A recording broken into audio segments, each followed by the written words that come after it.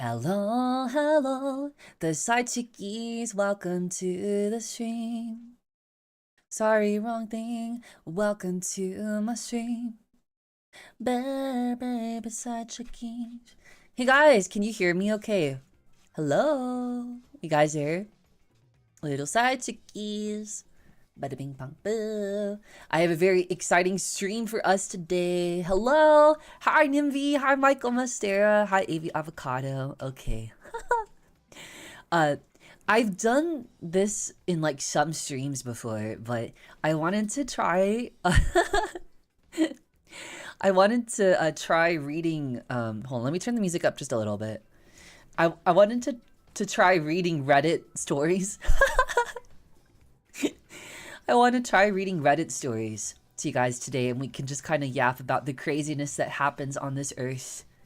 I know that some people like to stream these, so it's just it's an interesting kind of topic of conversation, these random AF stories that people share. So yeah, have you guys ever been on Reddit or some kind of forum where you're just like reading random stuff? You know, me being a kiddo, I remember back in the day I used to hop on the internet and I used to just like look up stuff and like crazy forums and things, but nowadays it's like I feel like it's crazier than ever, you know. So yeah, also I can't see you guys. Where is the comment section? Side chickies, are you there? There is a bunch of sus and strange. Oh yeah, I believe it. I believe it. I accidentally looked into like what are the craziest like subreddits, and I want to gag a little bit. Some of these are disgusting. Reddit is a place where people get either good advice or just like the complete scum of the earth. I'm reading one of them. Somebody says, I have been on here 15 years or something. There used to be some wild Reddits. Ew. Disgusting. I'm on the Reddit that's talking about all the subreddits, and this is really disgusting.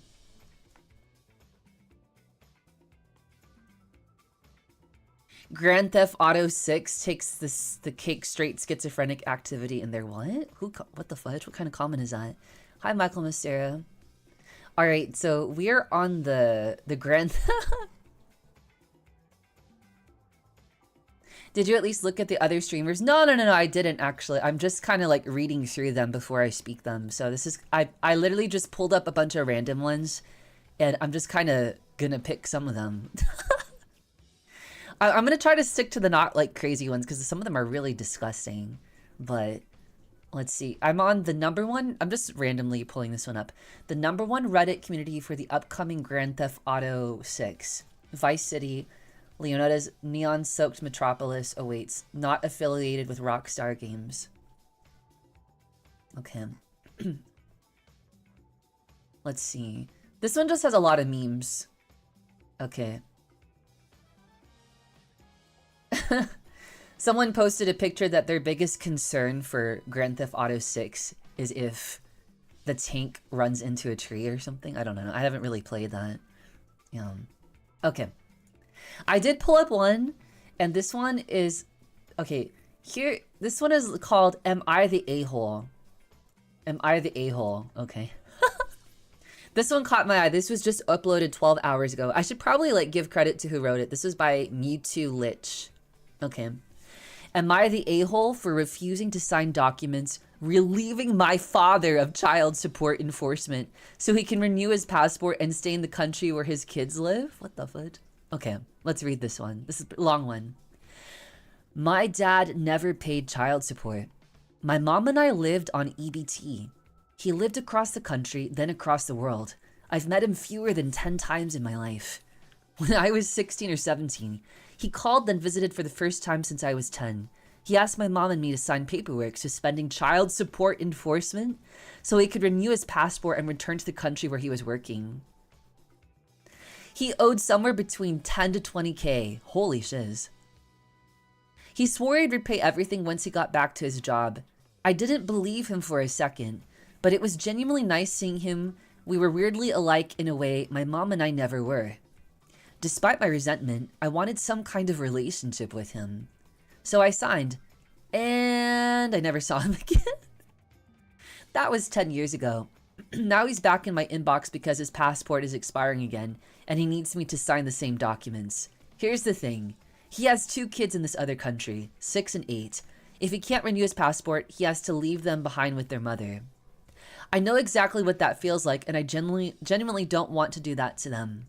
But I also don't want to sign a single thing for this guy. Oh, that's his dad. I've talked it through with people close to me. One friend says the harm is already done. My resentment is valid, but signing costs me nothing real at this point. And refusing just punishes kids who did nothing wrong. I hear that, but my hesitation isn't really about punishing him. I've done a lot of work on these feelings and I don't hate him. I just don't want to be involved in his life. What kills me is that I'm being handed responsibility for whether 2 children get to grow up with their father. Oh. That's not a decision I should have to make. He made promises to a court to pay child support, broke them, then made new promises to that same court 10 years ago, and apparently made 0 plans for the fact that this day would come again. That's on him. This is really deep already. I told him, my ideal situation is addressing this directly with the court, so I can make it clear I want no part of this arrangement. Short of that, I'll consider signing depending on what exactly the documents say. But I need you to understand under no circumstances will I be doing this again in 10 years. I told him my ideal situation is addressing this directly with the court, so I can make clear I want no part of this arrangement. Short of that, I'll consider signing depending on what exactly the documents say. But I need you to understand under no circumstances will I be doing this again in 10 years. This guy, I think that's fair. I don't know about you guys, but I think that's pretty considerate, even though his dad was a complete a-hole to him and kind of stepped out of his life. You know, people are asking why he needs my signature. I looked it up, and in the US, child support is the right of the child. So he needs my signature, not my mom's. Didn't know that. The legal mechanism here is the state reports child support debt over 2.5K to the feds. The Fed used that information for things including passport denial, reject, renewal. Dang.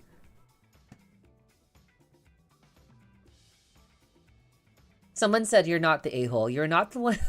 You are not the one separating him from his new children. His choices are. He had 10 years to fix this or start paying back what he owed, and he chose to do nothing until he was backed into a corner again. Do not let him weaponize your trauma against you. Wow. Someone told him, OP practice saying this. Just pay me the money you owe me and all this hassle for both of us goes away. I will not sign. Gay. What's wrong with being gay? And you're wrong, dude. I'm not gay. I'm straight, but I like guys. How do you like that? You keep spamming them gays. Thank you for the engagement, bruh. Thank you for the engagement. Okay.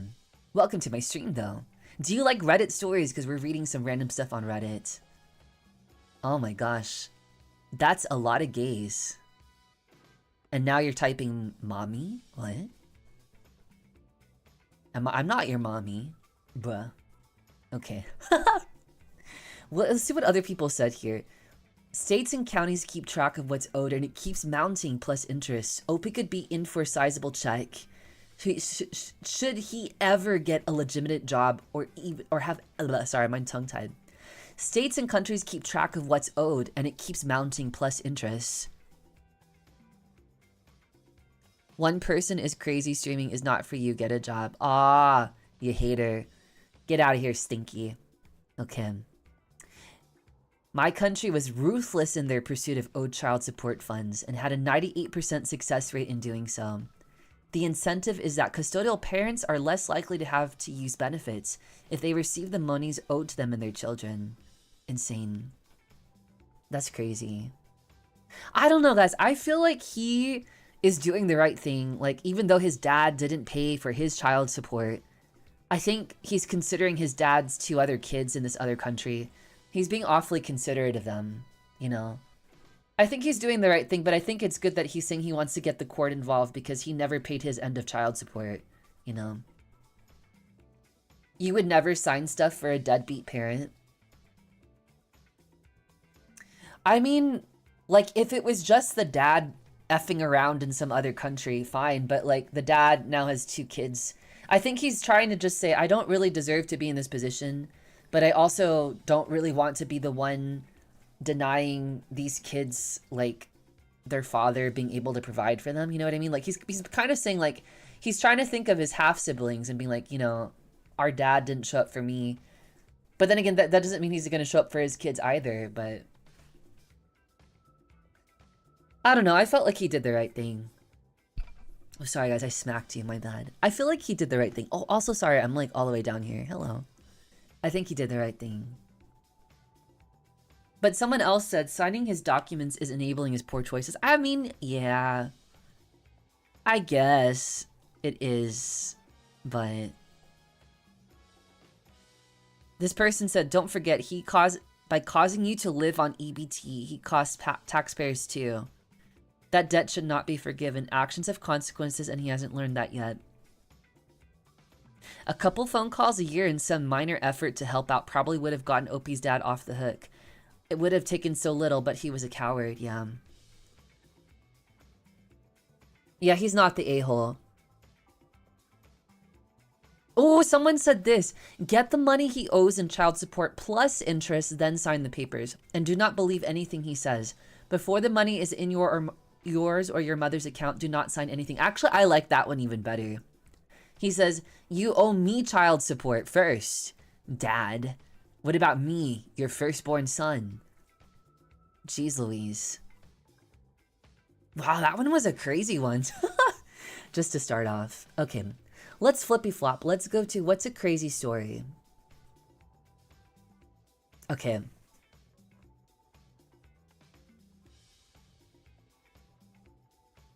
Let me read this really. My dad was, okay, this one is called, My dad was a bouncer in the early 80s and was working in New Hampshire at a bar near a ski lodge. These 6 townies come in and within an hour start a fight with all the bouncers. They throw them out and are doing a head count and realize my dad is not there. They look outside and he's fighting 4 of them while 2 try to keep the door shut. The other bouncers get outside and they are fighting for like 45 minutes. Until the cops show up. The fight was so long, my dad said he knocked out the same guy twice. What?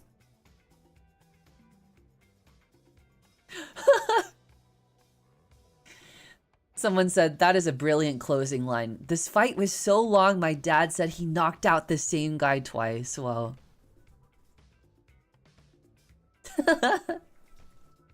By the way, this one was from 11 years ago, the story. Well, I mean, it happened in the 80s, but... Okay.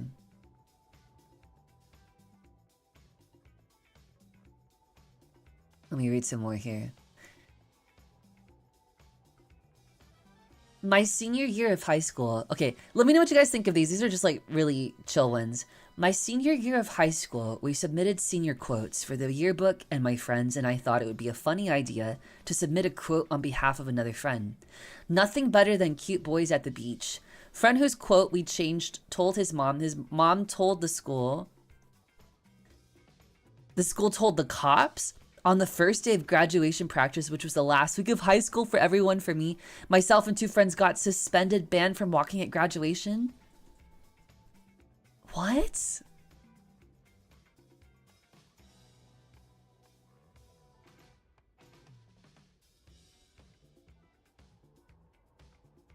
What? I don't understand this.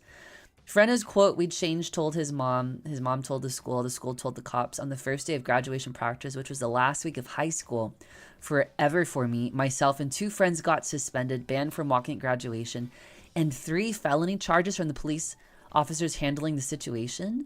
Soon after, we were handcuffed and taken to the main jail where, due to not being able to pay the $60,000 bail, we were booked into cells, got our jail clothes, and spent a little over 24 hours there. Charges have been dropped since, but what a shizzy way to end high school.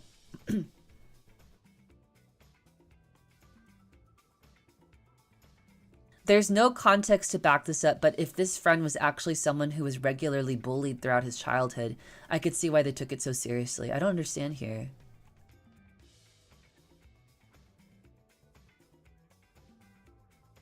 Actually, this friend, now ex-friend, was one of my closest friends since high school. Since freshman year, we hung out every day and our group was called... What? I don't understand. Yeah, someone said, OP please, none of this sounds illegal at all. Yeah, so he said, that's what I thought. Apparently so did the judge because all the charges were dropped.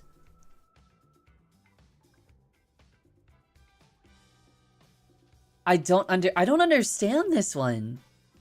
Hi, Brian. Thank you for the follow on TikTok. Thank you. We're reading Reddit stories. We're reading crazy Reddit stories. How you doing today? I don't get it though. Why did they get arrested?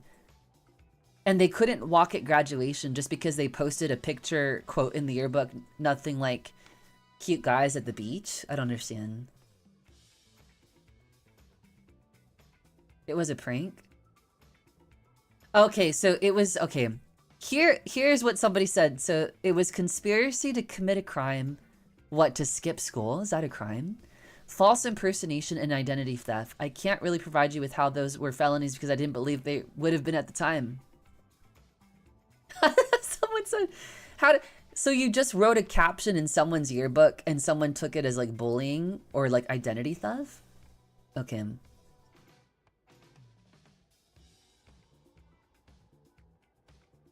Oh no, some of these are insane.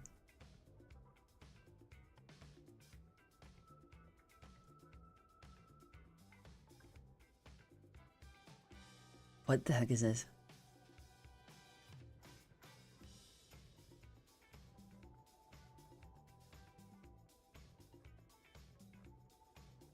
What?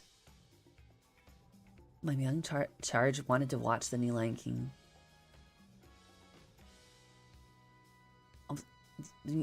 What? What? I don't understand this one. Okay, I'm gonna read it.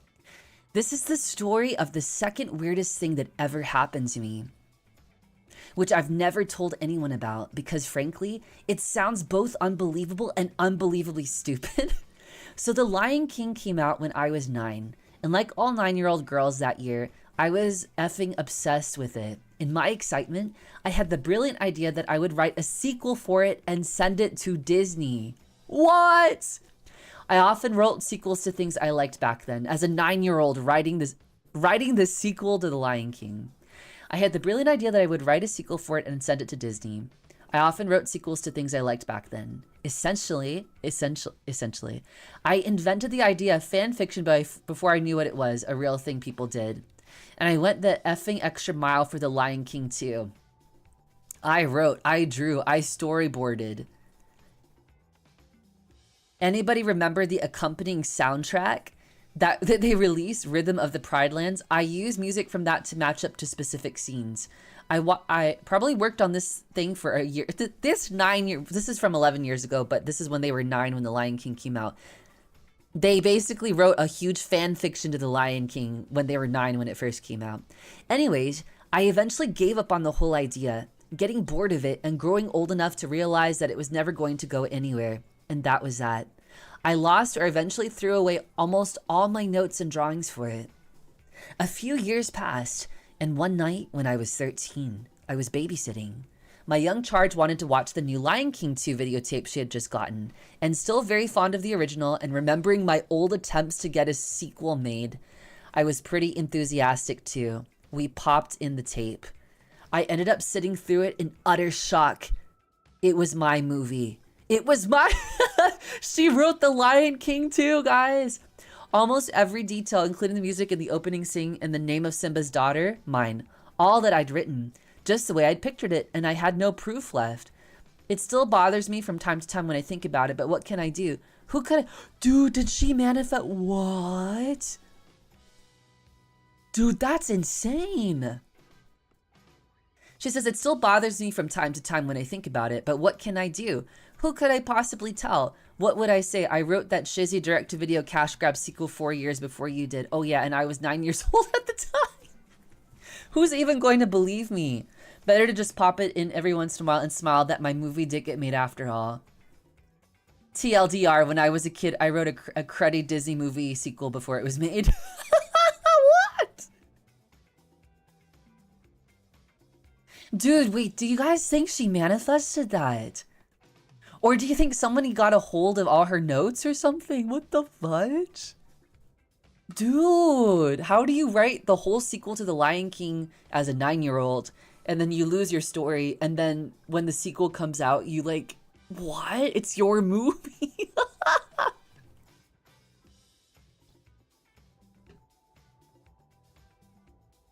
She said almost every detail, including the music in the opening scene and the name of Simba's daughter, mine. All that I'd written. People, 73 likes.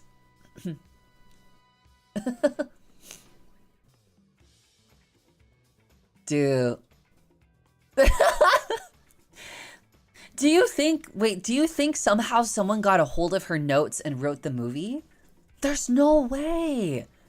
That or she manifested it, guys. I feel like she manifested her movie. Okay. Oh, here's a similar one. Okay, then we're gonna go to some crazy ones. I just want to read these like crazy stories first. When I was a kid, I was inspired by the Tracer bullet stories in Calvin and Hobbes. So I created my own film noir detective, Sam Spade, because the Spade was my favorite card suit. Years later, I found out it was a character that already existed. Oh man.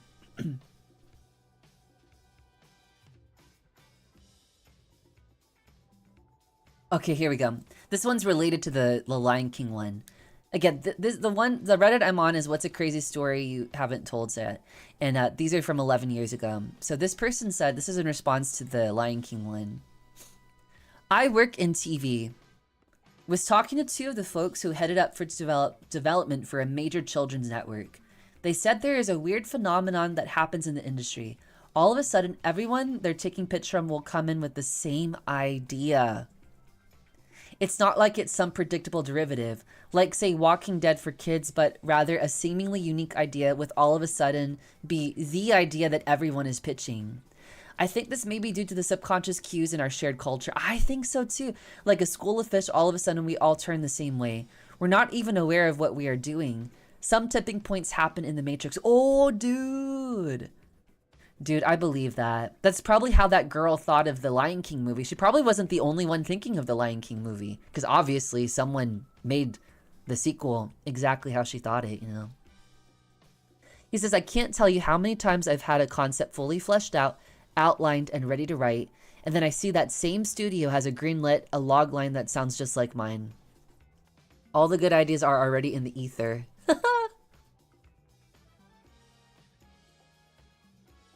Okay, let's see.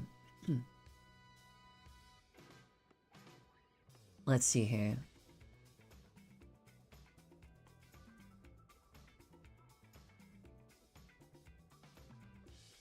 Oh, no, that one's gross. That one's disgusting. I'm not going to read that one. Okay. One day I was riding my BMX bike around town, and I used to go down these 3 huge hills to get some massive speed, but the downside was you had to take a 90-degree turn at the end to make the underpass. Well, I usually make the turn no problem. Well, this one day as I flew down the hill, I went to go make the turn, and there was a truck in the underpass. A white Toyota Tacoma. I hit that truck with such force I flew over the truck, smacked my head on the bumper, and laid on the ground with a broken femur, fractured skull, a brain bleed, and a few broken fingers, and I survived. Holy heck. Wow, dude. Alright, let's go back to Am I the A-hole? Okay, let's see. Am I the a-hole? Am I the a-hole? Let's see.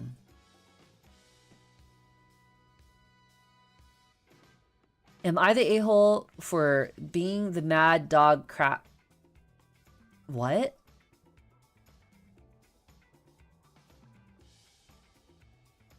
No, I don't want to do like toilet humor stuff. That was disgusting.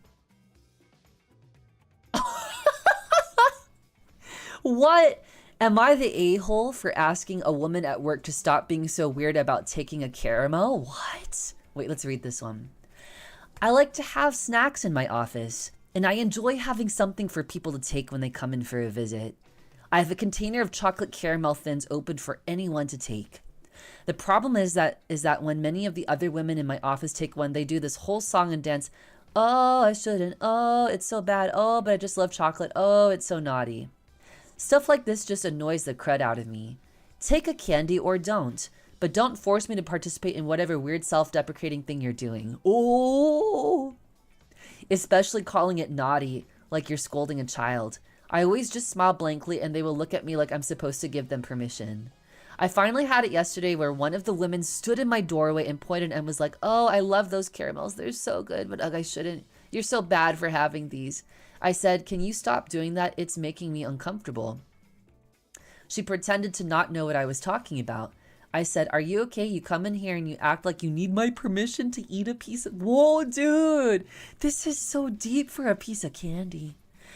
I said, are you okay? You come in here and you act like you need my permission to eat a piece of candy. You keep calling it naughty like you're a little kid. It's super weird behavior and it makes me uncomfortable, so please stop. She gave me a weird look and said she was just being silly and never mind. She left. I found out later that I ripped her head off and warned one of the other women who's always doing all that, oh, I'm so bad cred, to avoid getting candy from me unless she wants to be scolded. Oh! I'm not going to stop having candy out because there are some people who can do it without the whole song and dance. But am I really the a-hole for just asking her to stop doing the, oh, I'm so bad, oh, crud? Okay. Edit, okay, I'm clearly the a-hole. What?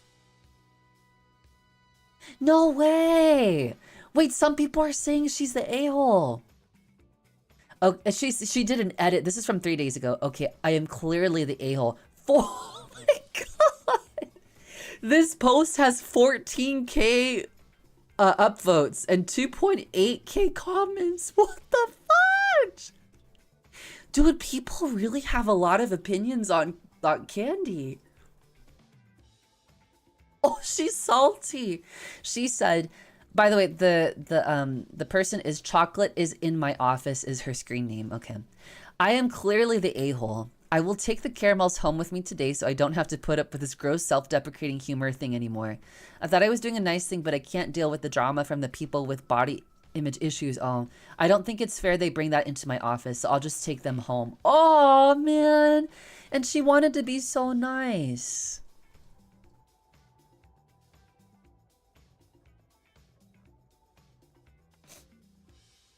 Okay.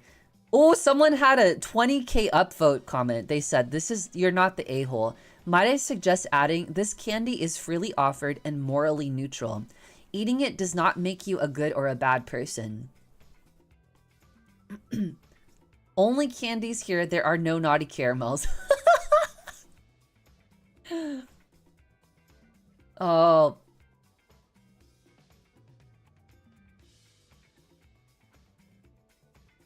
Okay, so I think this is a little bit more of a deeper response. So someone said, this is diet culture, internalized fat phobia and fear of food. They're basically saying out loud that they feel guilty for eating because that's what they have learned to do. They want the thing, but they have to let other people know that they are being a bad person. I guess a way to soothe the guilt. Are they older ladies? Try not to judge them too hard. I know it's annoying. Maybe just say you don't like talk like that around you because you think their mindset is damaging and you prefer it if they just took them without any commentary. Someone else responded, that got 11K upvotes, okay. Dude, this candy thing is so serious. This is a really kind response. I don't think OP was wrong to be blunt, but this is a very good way of looking at what happened.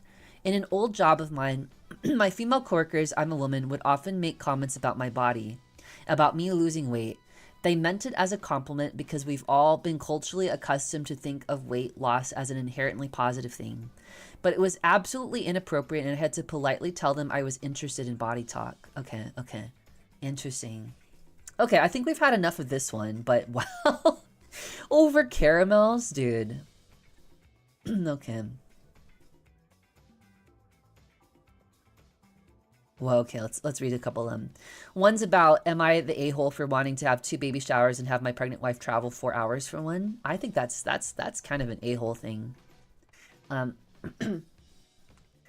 Oh, this one's interesting. Okay. Am I the a-hole? I'm just gonna say I am I the A? Am I the A for telling a stranger that their underwear is visible? This was 13 hours ago. This literally, dude, this forum is really popular, like you were saying, AV. Jeez Louise, there's like thousands of upvotes. I should read like a really popular one, right? All right, let me finish this one. This literally just happened. I went up an escalator and in front of me was this woman with her child and husband. She's wearing really tight black flare leggings and her undies were shining right through. It didn't look intentional at all. Note that her butt was literally in my face as I stood below them, and I am a woman too. When we reached the top, she had to adjust something at her jacket, so I used the short moment to tell her, your whole underwear is visible, just so that you're aware of that, without judgment or implying that I find that wrong. She got kind of angry and huffed at me to get lost. Am I the A for pointing out that a stranger's underwear is fully visible? I just wanted to be nice, as I would want to know, and I would be thankful if a woman came to me pointing this out. Okay. English isn't the native language to the translation. I don't think she was the A. I don't think she was the A for telling another woman that her panties are showing. I don't think so.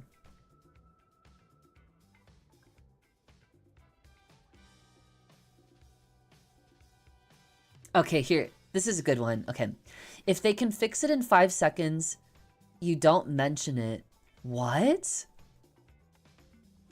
What do you mean what do you mean you don't share it? Someone said you don't tell it to some... Dude, like, if someone was, like, in their right state of mind and they just... Like, if my underwear is showing, like, I would hope that someone in the public would mention it to me. And I would feel a little embarrassed, but I would be thankful they told me because otherwise I wouldn't be knowing if, like, people could see my underwear, you know? What? Some people are crazy. There's some of the people are saying that you shouldn't. Wow. Okay, someone responded, yeah, I once had a pair of khaki colored pants and worked as a cashier somewhere that just required khaki. I wore them 4 times without anyone saying anything, and I caught the right mirror the 5th time and threw them away. You could tell the size, color, and pattern on my panties. I told myself they were cheap pants that just thinned in the wash, but I think we all know the truth. I wish someone had told me. There was another cashier behind me every day. I'm a big girl and I can imagine the mocking sigh. Better they know than not. You did the right thing. I think that's the right thing. If someone's underwear was showing in public, I think the right thing to do would be to tell them. Guys, how would you feel if you were like, your underwear was like, you were unintentionally flashing people with your underwear? Would you want someone to tell you? I would. Dude. Okay. Let's look up the most famous Am I the A? Am I the A? Most famous. Okay. This one is the best of 22.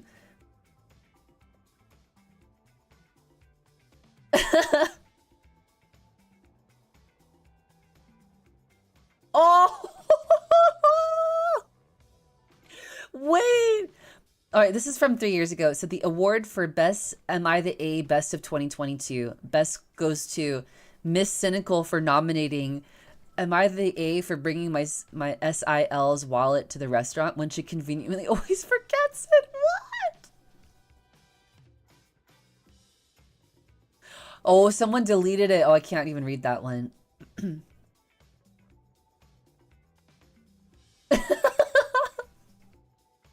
No, they deleted it. Walking out of the airport when I saw my husband's mom. Oh, okay, all right, let's read this one. 50,000 upvotes, guys. I don't spend enough time on Reddit. Holy heck. This is from 4 years ago. This has 50,000 upvotes and 6,000 replies. What? Okay. I, female 30, don't have the best relationship with my husband's mom. Since day one, she tried to make remarks and compare me to her. She then tried to get me on my good side and started overly praising everything I do and sometimes even copying me, like that one time when she literally dyed her hair purple just like mine. That is cringe. And when everyone pointed out how ridiculous she looked, she actually blamed me and accused me of trying to make a joke out of her. So anyways, my husband and I took 2 weeks off to go to visit some places out of the country. Tourism, in other words. Thing is, I was the one who saved up and arranged for the trip. My husband was responsible for booking the tickets. My husband's mom wanted to come along and threw temper tantrums when I said no. She called, texted, sent people to tell me into letting her come. Ugh. Even threatened to call the police and make some complaint up to get us to stay if she can't come. This lady's crazy. My husband said we should just take her, but I told him he was wrong to tell her about the trip in the first place. He gave me an ultimatum, said he wouldn't go if she can't come, and I told him I'd gladly call his bluff, which made him take his words back and say, fine, I will tell her to stop it because we won't take her. Things got quieter. Suspiciously quieter. The day of the trip came and we got to the airport at 2 p.m.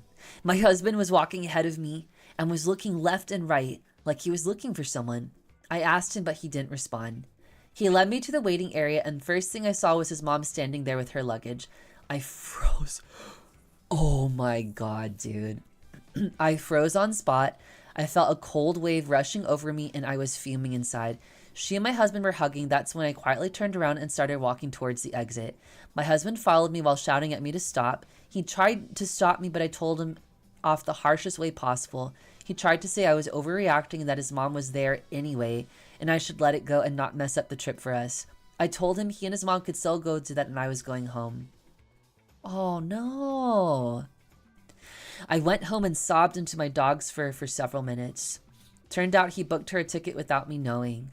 An hour later, he came home yelling and raging about how pathetic and spiteful I was to walk out and go home and ruin the trip last minute. I told him he caused this to happen. He said that I was being so hard on his mom, it's ridiculous. I refused to fight anymore, but he kept on berating me, then called my family to tell them that the trip was canceled and that it was because of me. My family said that I shouldn't have ruined it for myself and should have sucked it up and done my best to enjoy. Did I really overreact? Oh... This one's a messy one. Oh, God. Dang. I don't know. Am I proud of her for going back home? Actually, yeah. Was it the right thing to do, though? I don't know. Here, let's see what some other people said.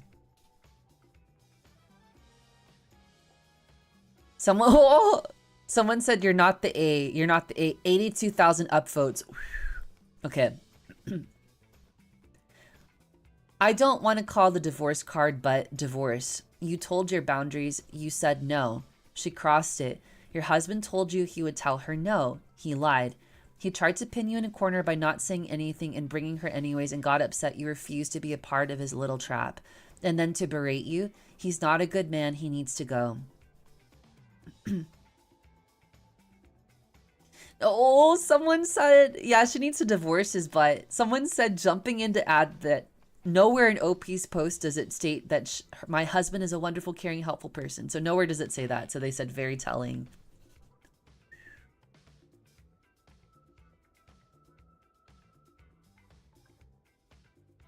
I agree. This is relationship ending. Unfortunately, this seems like a lack of backbone to me and more like values his mom more so than his significant other and willing to use his backbone.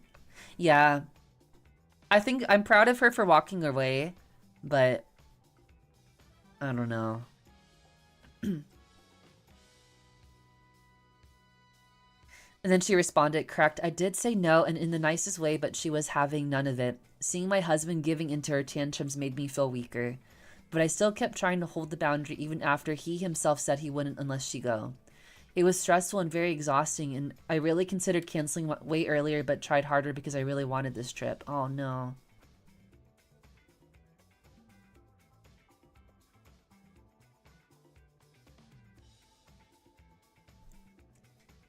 I think she made the right choice.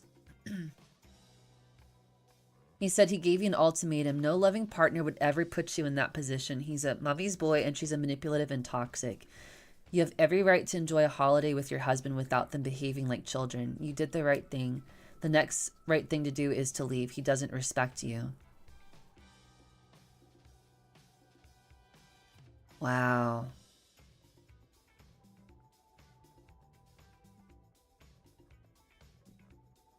Okay, wow. that's an insane one. Dude, I'm already sitting down, but I feel the need to sit down again. I feel the need to sit down again. That one was so rough. Damn. Okay.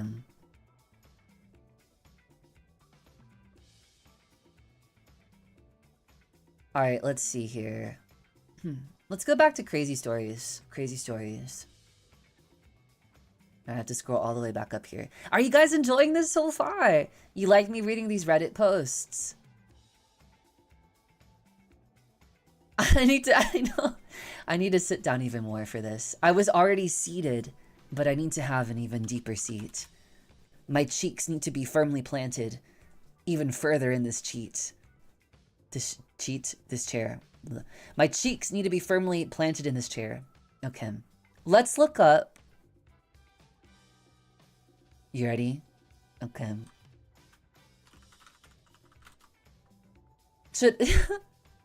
Should I do VTuber drama? No, I shouldn't. That would be a can of worms I don't want to open up. VTuber drama Reddit? Ooh, probably not. Let's not do it. Let's not do it. Let's not do it. Let's not taint my channel. Let's not do it. Let me just read it. Let me just read one to myself really quick. Hold on. VTuber drama.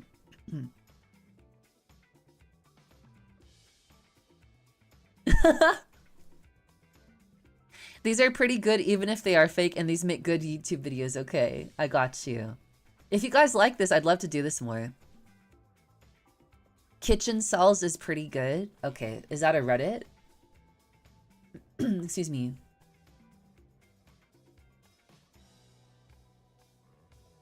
What? Oh, there's some nasty stuff on the VTuber Reddit today.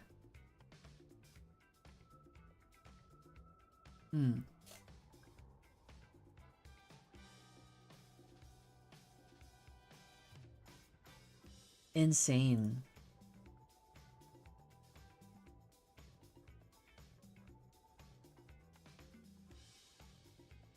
Insane. Okay. Yeah, we're gonna we're gonna avoid VTuber drama. That's not for me. Not for me. Okay. It was actually getting really heated in what I was reading. What?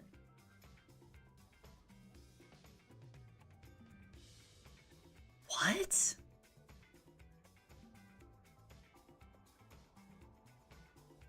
Ew, wait, these are just like bad cooking stuff.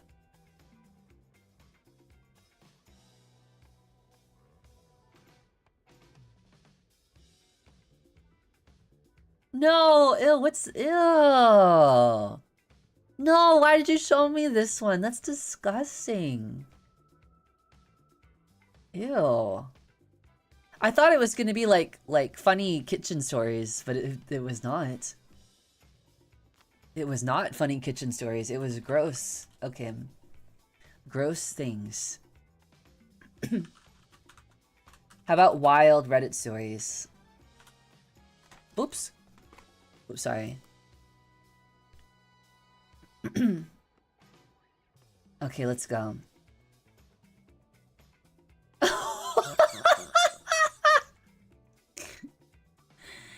Dude, Crimson, why did you tell? That was like nasty stuff. There's like people cook, like it's actually food, but they would say some like crazy stuff.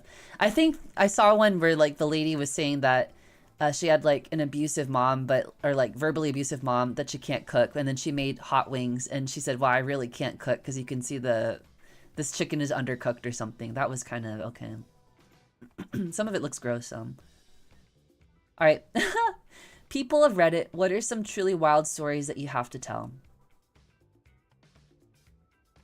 I once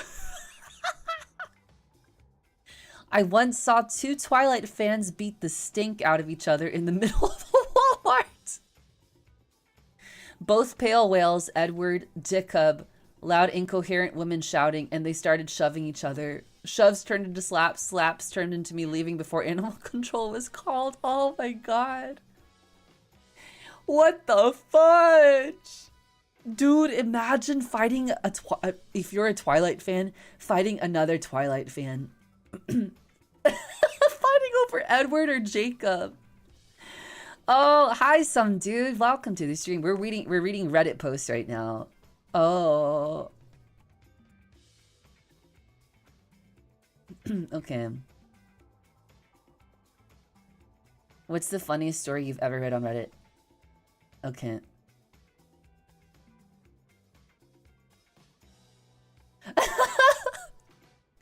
Okay. This is called, what's the funniest story you've heard on Reddit? So it's not the actual post, but this is just people talking about their favorite stories. Okay. All right. So this one guy said, there was one about this one guy whose girlfriend wanted him to speak Italian during intimate time because I guess that was her fantasy. He only knew beginner Italian from school, so he was collabing with her and saying basic things like, "Where is the bus?" And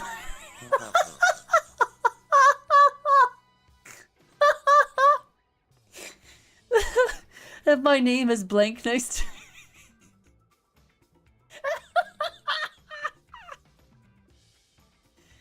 my name.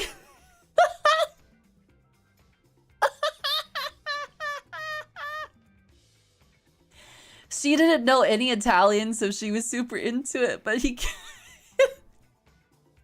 was saying basic things to her like, "Where's the bus? My name is blank. Nice to meet you," and whatnot. And she didn't understand what he was saying. She just thought that Italian sounded hot.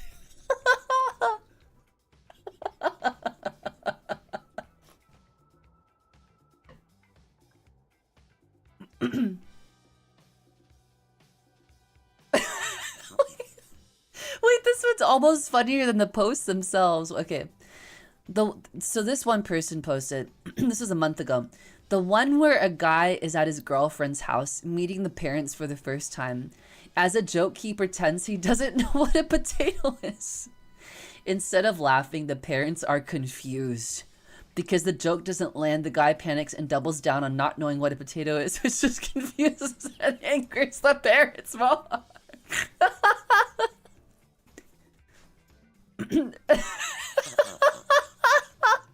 The whole thing ends with the girlfriend's dad screaming at him that he does know what a potato is. It was such a ridiculous story. I was laughing so much reading it. My retelling doesn't do it justice. Okay. All right, I'm gonna.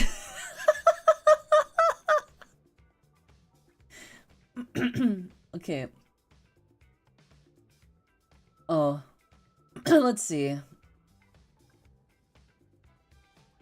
Okay, here it is. Here's the potato one. Let me tell you that I have made a bad mistake this evening. This is 11 years ago. My girlfriend, who let me tell you is my only second girlfriend of all time, said I am invited to dinner with her and her parents. I was very aghast, nervous, and bashful to be invited to such a situation, but I knew it must be done. I met them nicely, I should tell you, and it started off in a good way. The idea slapped my mind that I should do a comic bit to make a good impression and become known to them as a person who is amusing. When I saw that baked potatoes were served, I got the idea that it would be very good if I pretended I did not know what potatoes were. That would be funny. Well, let me tell you, backfired on my face. I'll tell you how. What the fudge, dude? So first, when the potato came on my plate, I acted very interesting. I showed an expression on my face so as to seem that I was confused, astounded, but in a restrained way, curious and interested. They did notice and seemed confused, but did not remark, so I asked, "This looks very interesting. What is this?" They stared at me and the mother said, "It's a baked potato." And I was saying, "Oh, interesting. What is it again?" And she was like, "A potato." And I was like, "Potato. Oh, interesting. Never heard of a potato. It looks pretty good." And then they didn't see I was clowning, but thought I really did not know what is a potato. So I knew I would be very shamed, humiliated, depressed, and disgusted if I admitted to making a bad joke. So what I did was to act as if it was not a joke, but I committed to I committed to the act of pretending I didn't know what a potato is. They asked me, very incredulous, did I really not know what a potato is? That I never heard of a potato. I went with it and told them, yes, I did not even hear of a potato. Not only had I never eaten a potato, I have never even heard the word potato. This went on for a bit and my girlfriend was acting very confused and embarrassed by my effed up antics. And then the more insistent I was about not knowing what a potato is, was when the parents started thinking I did know what a potato was. Oh. Yeah, I think so too. He should have backed down instead of doubled down. Well, let me tell you, I had to commit 100% at this point. When I would not admit to not knowing what a potato was, the father especially began to get annoyed. At one point, he said something like, enough is enough, you're effing with us, admit it. And I said, sir, before today, I have never heard of a potato. This is so ridiculous. I still don't know what a potato is, other than some kind of food. I don't know what to tell you. Well, let me tell you, he got very annoyed.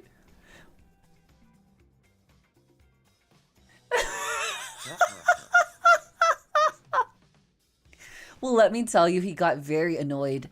I decided to take a bite out of the potato, and when I did, a high-pitched noise, and I said, tastes very strange. That is when the father started yelling at me, and the mother kept saying, what are you doing? And my girlfriend went to some other room. Finally, the father said I should get the F out of his house, and said it was irrational to treat me like this because I never heard of a potato before. Oh my God. He said back to him, I said it was irrational to treat me like that just because I never heard of a potato before. Guys. So, what this dude? Well, let me tell you, he didn't take that kindly. Now in text messages, I've been telling my girlfriend I don't know what a potato is. The only way I can ever get out of this is for them to buy that I don't know what a potato is. I wish I never started it, but I can't go back. I think she'll break up with me anyway. Oh my God, dude. Oh. This is 11 years ago. Someone said 11 years ago, you need to commit to 100% to this now. Invent a religion, perhaps an obscure offshoot of Roman Catholicism formed after the Irish potato famine that eschews potatoes and all. Dude, this is crazy. Yeah, that's a good, you should just say, I just looked it up and learned that it's a vegetable. Okay, now I know what a potato is. Oh, and they told you French fries are made from bread because it was the one indulgence they allowed. Never let your parents and her parents meet unless they have been briefed and can be trusted to dive on any grenades. Someone said at the wedding have a baked potato bar. Dude, what's okay, I don't know what's funnier, the fact that he doubled down or the fact that they were onto it but getting frustrated and weren't taking it like a joke. Like, they didn't even like jump to it as like a joke. Like, who gets kicked out of their girlfriend's family's house because they don't know what a potato is? Oh, oh man. Oh man. Dude, he's too far into it now. The fact that he was combating the father, but I think it's a bit irrational that you're kicking me out because I don't know what a potato is. Oh, okay. What? I can't believe she effing buttered jorts? Yeah, what?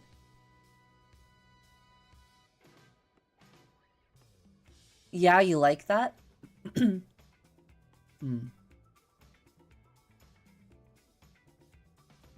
All right, this one's called, yeah, you like that. Okay.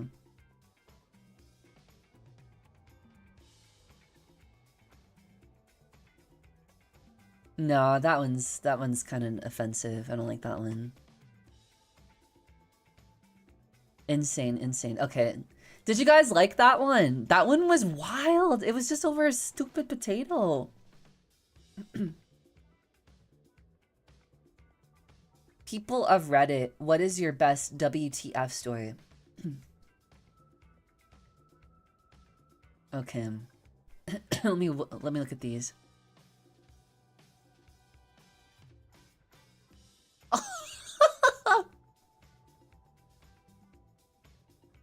Dude.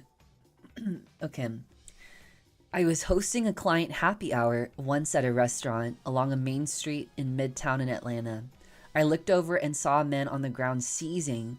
Within 30 minutes, oh no, he was dead. They did everything they could to save him. We asked paramedics if he was okay when they were loading him up, and they shook their heads and said no.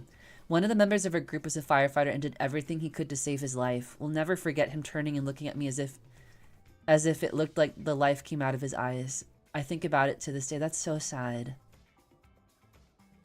Wow, that's really sad. Oh, wait. The one right under it.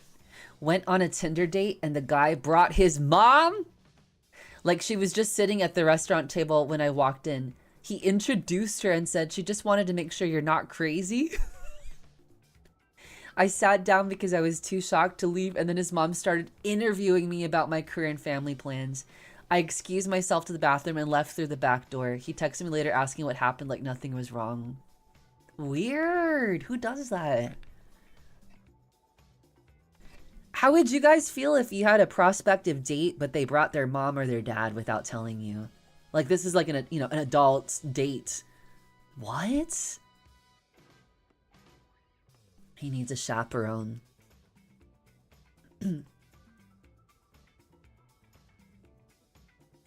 Oh my god! These are recent ones. This one's from a month ago. I once got into the wrong car, sat down, apologized to the Uber driver, and then realized there was no one in the front seat. It was just some random parked car with the door unlocked. Oh my god!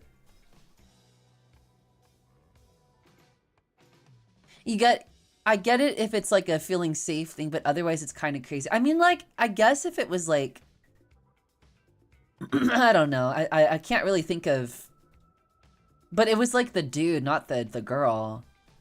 I don't know. I once got into the wrong car, sat down, apologized to the Uber driver, and then realized there was no one in the front seat. It was just some random parked car with the door unlocked. That's insane. I've shared this story with you guys before, but I'll share one of my crazy stories. So, when I was a little kid, I got lost in a big shopping area, big shopping mall thing. And I was too busy playing in the clothing racks, right? I was stupid, I was playing, and I got lost from my family. So then I see my dad, because I'm trying to find my family. I'm like, I think 5 or 6. So I can't find my dad, so I'm just like running everywhere. And then I see my dad, so I run up behind him, and I give him a big hug, and I say, Dad, I say, Dad. He turns around, and it's just some random guy, and it wasn't my dad. And I was like, you're not my dad. Like, who are you? They had to like call my parents on the intercom thing. It was kind of embarrassing, but yeah, I eventually obviously got home, but but yeah, I hugged. I remember it to this day because I remember feeling petrified. Like, who did I just hug? This old, like, this dude. Who's this guy? I thought it was my dad. Reminds me of when you and your ANC friend went job hunting for him and walked into a coffee that was kind of dark, realizing it was closed. Oh. Oh. Oh. Oh, wow. Wow. So they didn't lock the front door or anything. That's crazy. Okay. Was once watching a group of people skateboarding in an inner city park. Nothing crazy, just 7 to 8 people doing done basic moves, grinding against the concrete steps and the little ledges around the garden beds. They were a bit noisy, yelling and egging each other on, and the sound of the boards crashing against the concrete path was constant. I looked away for a minute to say something to my girlfriend, who was sitting next to me, then suddenly it went completely quiet. Wait. I turned back to them, and there was one of the skaters laying on his back and another bent over him. Oh no.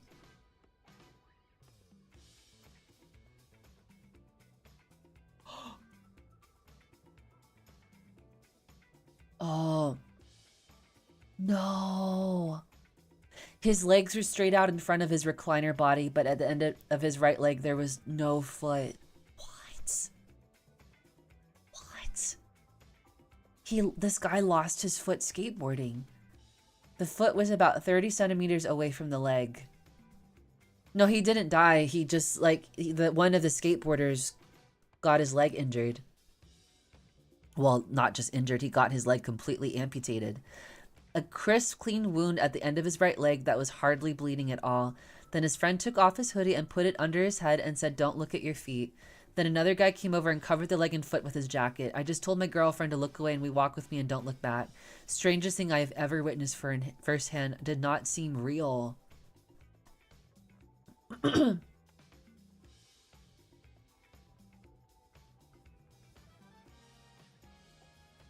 Yeah, they said very minimal blood. Love to know what was behind that weird situation. Must be a sim medical reason for that. Clean cut from the edge of the board. Oh, man.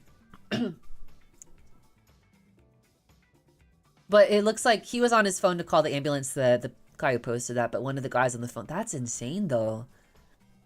Watching someone lose a limb.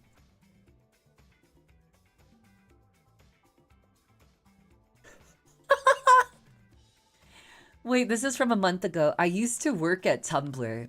One day, we heard that we would have to figure out how to get rid of all the baked corn on the platform. We all laughed and then realized it wasn't a joke. Crazy. One time around Christmas time many years ago, my brother and I were headed to bed. Moonlight or... Oh, wait, hold on. Oh, this is a creepy one. One night around Christmas time many years ago, my brother and I were heading to bed. Moonlight or right from a street lamp poured through the window and directly hit a wall on the opposite side. Say, no need for a nightlight. We were in sleeping bags for fun, if I recall. And both of us were facing that wall. The layout went like this: window, us, wall. With light coming from the window to the wall. And there was no sweat dripping anywhere for you jokesters out there. We were going to bed as usual, but then we noticed a weird shadow on the wall. It looked kind of like a stereotypical angel, humanoid with wings, not the circles covered in flaming eyes kind of guy. We looked at the shadow, and then being the smarty pants that we were, figured out that surely an angel-shaped figure was blocking the light or in front of the window.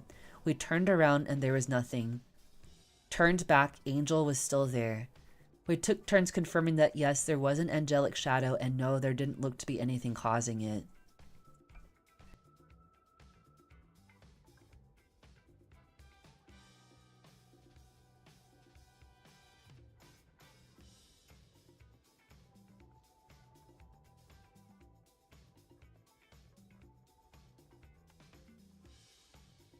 I literally had to stand up for a second. That sent shivers down my spine.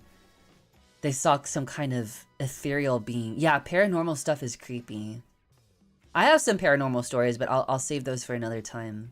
But dang.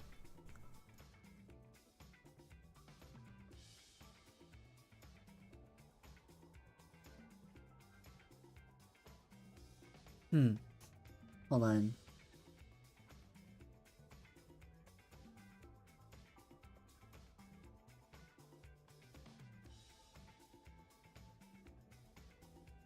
Hold on.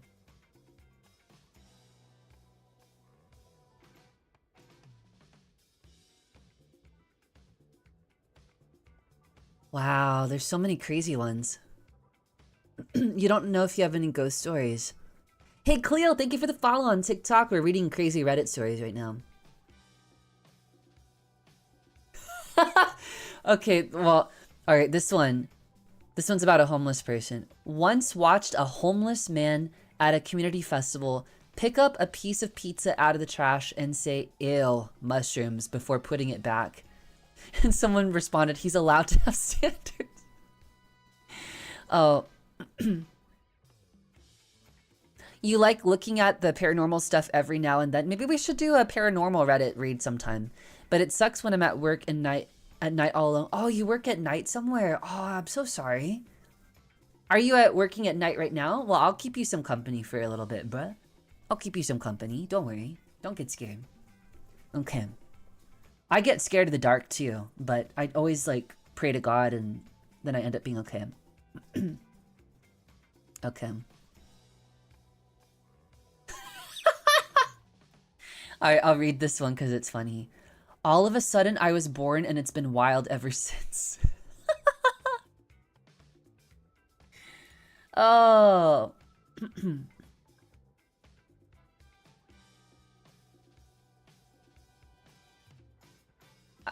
I walked into a men's bathroom and saw a guy at the hand dryer with his pants all the way down drying his you-know-what for some reason. I walked right back out.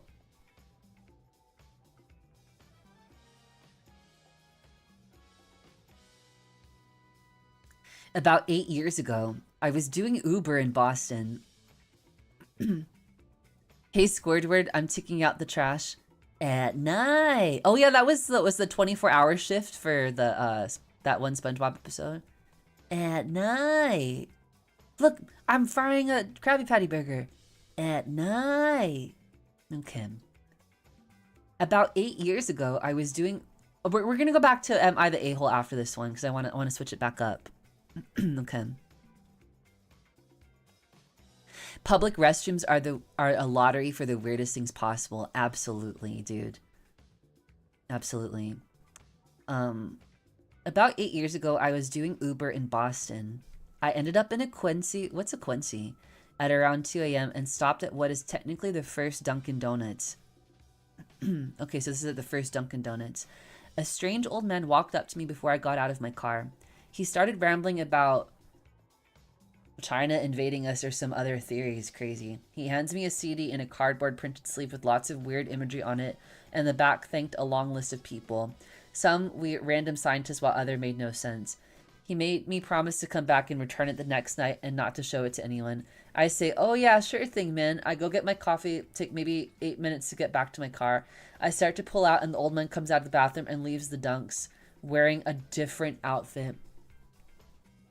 I still have the CD, but I've never put it in a computer.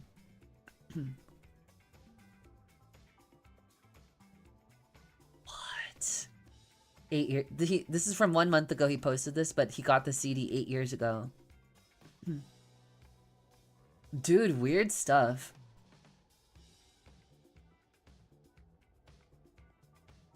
Ew, the homeless ones, some of them are sad, but some of them are gross.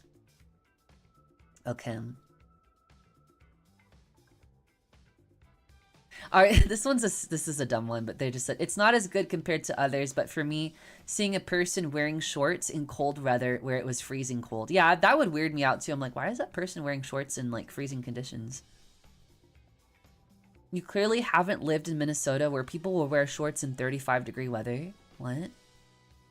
Jeez. You think that guy should get a sacrificial computer to put the CD in? Oh.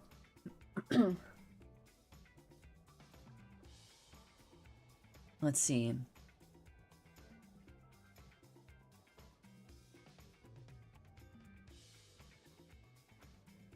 Oh man.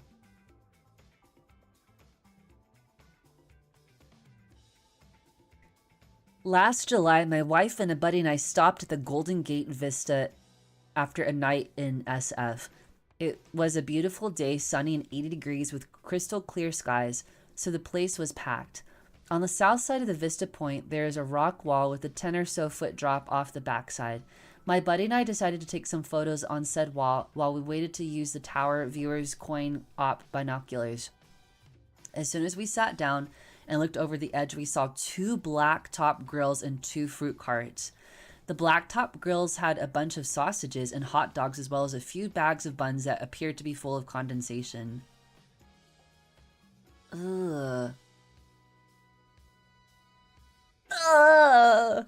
The fruit cart had 15 to 20 cups of mango, pineapple, and various other fruits. Both carts were covered in flies. I mean covered. We've figured some people set up shop illegally. Cops came and they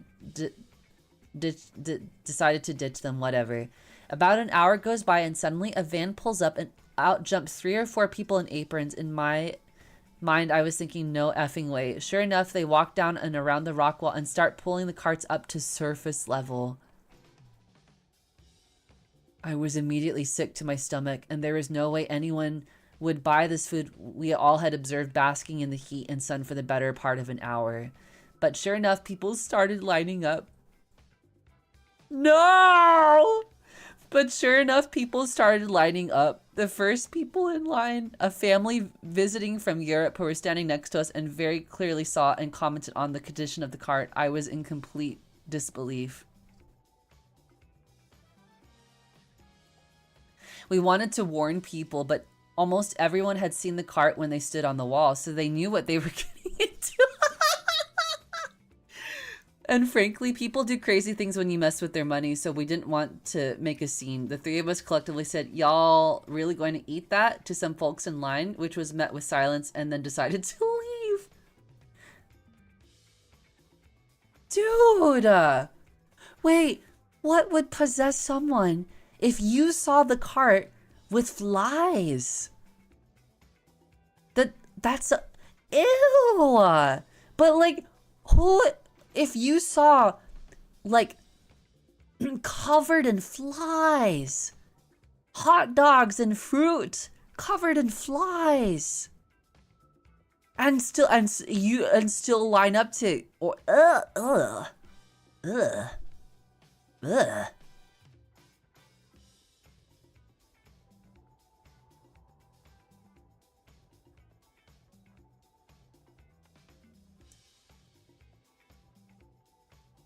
Oh, God.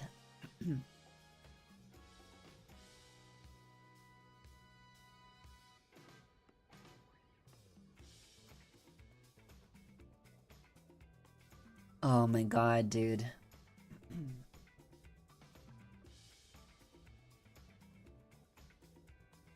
Hey, bro, I bet you $50 you won't eat one of those hot dogs. Oh, man, dude. Look, like... Food poisoning is a real thing. I don't... Sorry, I'm rubbing my head. I can't imagine someone, like, eating a hot dog that's been sitting out for, like, the good part of a half an hour in the hot sun with, like, flies covering it. Ugh.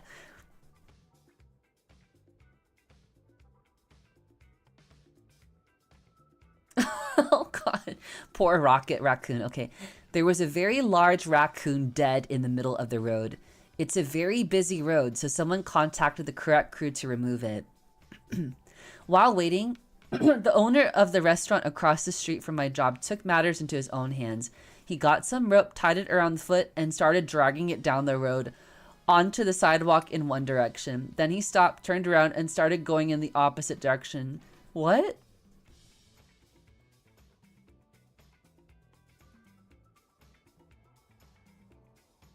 What?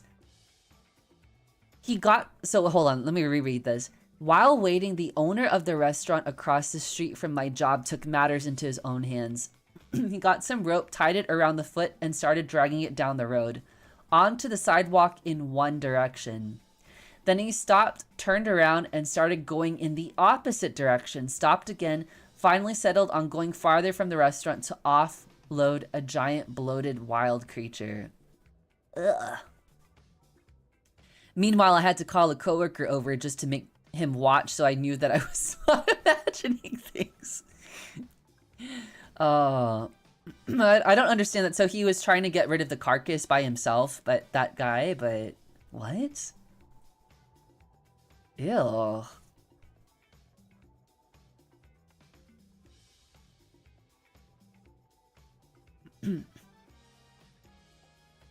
I'm more confused that there are people you can call to clean that. Here in the country, it just stays there until it mysteriously disappears. Yeah, I think like this sounds like it was like in a city. So I think cities have different protocol for like carcasses because it can be a huge obstruction to traffic and stuff, you know? What's your best story that is 100% real but nobody believes you? What?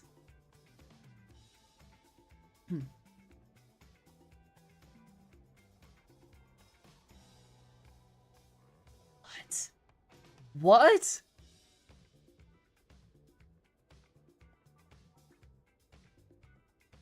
What?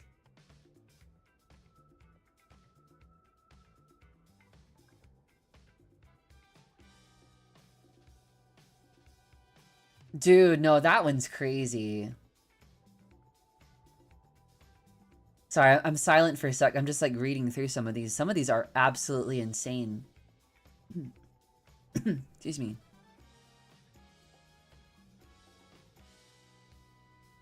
Wow.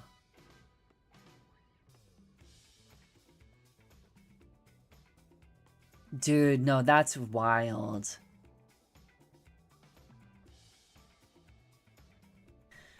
Okay, I'm gonna look at a different one. Some of these stories are too wild for YouTube. I can't share some of these. Alright, tell me a wild or far-fetched true story that you experienced. Okay. I had a girlfriend who was from a fairly prominent family, and they had famous friends in the entertainment industry. Her parents immigrated to the US for their father's job in New York, but then divorced, and her mother and sisters moved to the upscale area of LA. They were all beautiful, educated, and charming ladies. My friends did not smoke, drink, or do drugs, but her boyfriend was involved in interstate drug trafficking.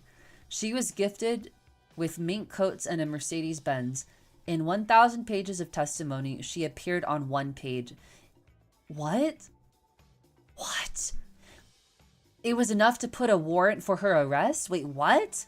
When the shiz hit the fan, she stayed at a performer's ranch in Las Vegas for a while, then came back and stayed with me.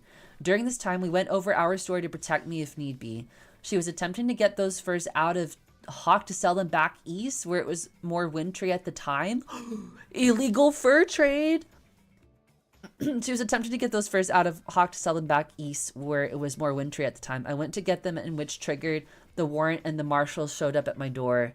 They nabbed her, but put me in handcuffs and read my rights for aiding and abetting a fugitive. They pushed me down on my couch and bounced back up like a jack-in-the-box and said, "Show me some respect. This is my house." What?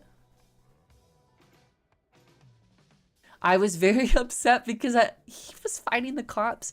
I was very upset because I had a doctor's appointment I needed to get to. They assumed I was in shock because she lied to me and said her boyfriend was abusive, and that's why I put her up and they let me go. She was in the federal dormitory for 3 months. She would call me every day. "Will you accept a phone call from inmate number?" She would talk in hushed tones and in code, which I found humorous. I heard clicking on the phone and knew I was being tapped. She left a suitcase in my house that had a lot of jewelry in it. They searched it but found no useful evidence and left. They did confiscate the furs and her Mercedes. I then went through it to make sure they didn't take anything and found a large key ring a marshal dropped in accidentally. The next day, she called me and said into the phone, "Hey fellas, you left your keys in my suitcase." They came to pick them up. Illegal fur trade. Hi guys, welcome to the stream. I'm doing a Reddit read through. We're reading wild Reddit stories right now. Insane.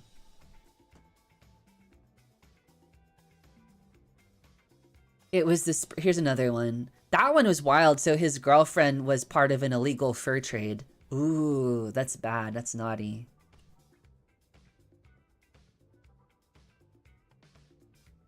It was spring of 91. I was in college and hanging out with a group of friends. Wow, this guy talks like such a Gen Xer. It was the spring of 91. I was in college and hanging out with a group of friends and a few friends of friends. One of the guys said he knew where a party was that night. So we all headed to the party. The party was being thrown for a guy who was a drummer and had recently joined a band that had an album contract. He was here. I'm going to change the music too, guys. Hold on a sec. I have Marvel Rivals in the background. Bada bing bong boo. Hold on.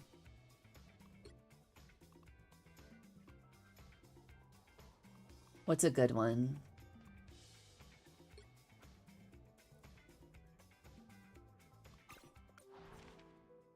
I don't know. Hi, welcome to the stream. You couldn't hear the music this whole time? Hello? You didn't know there was music? Dang. Can you hear it now? Okay. Is it too loud now, the music?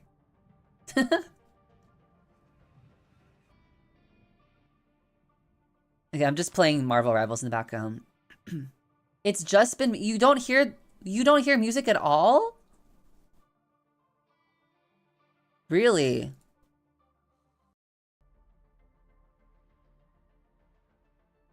How about now?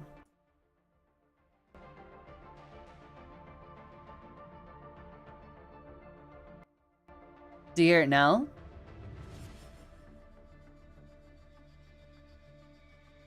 I'm so sorry, guys. No, can you hear the music? I'm so sorry. I thought there was music playing. I'm so sorry about that.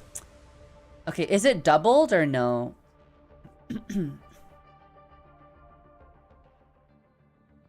Okay, there we go. I guess my desktop audio wasn't working. Okay. Let's see. Tsutamate. What are the most interesting true stories that you've experienced? Okay. I was asked to go on an adventure with some friends many years ago. They had a sat phone and some GPS thing. We went from Oregon to Washington and Idaho, then into the woods way north. We wore reflective clothes and went to the woods at night. We left the car in one city before entering, then exited somewhere else, and were picked up by someone who drove us back to Oregon.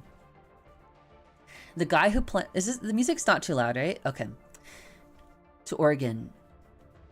The guy who planned the trip, who looked like every white trustafarian ever. What's a trustafarian? Oh, like a white guy with a trust fund, and lived in a big house on a hill, asked for my family's names and location just in case, for security reasons, and that's how I ended up realizing my wacky friends were drug smugglers. Dude.